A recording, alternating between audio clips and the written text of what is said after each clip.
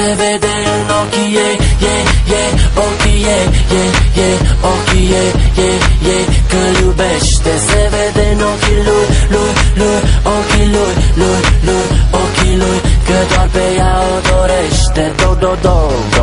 Alright, cum ești? Ce faci? Cum te cheamă? Dă-mi poză, MySpace, high five, nu contează. N-am mai făcut așa ceva niciodată. N-am mai vorbit așa ceva cu altă fată.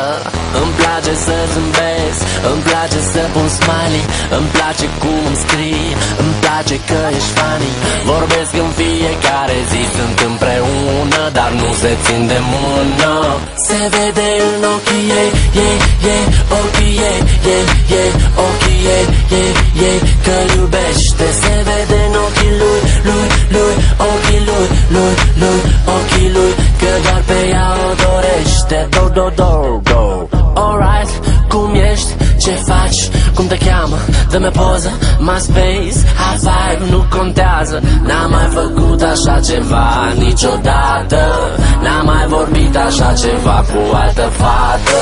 Roagă pe mama ta, dacă te lasă, să mergem la un suc, la o terasă, să mergem la un film sau lasă. Mai bine să-l vedem la mine acasă. La mine mult mai fain că am DVD și plasmă, am DVD și plasmă, am DVD și plasmă. La mine fără fițe, putem mânca semințe.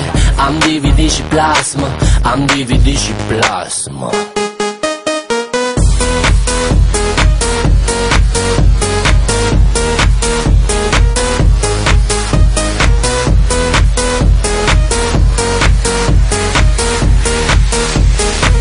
Se vede în ochii ei, ochii ei, ochii ei, că-l iubește. Se vede în ochii lui, ochii lui, ochii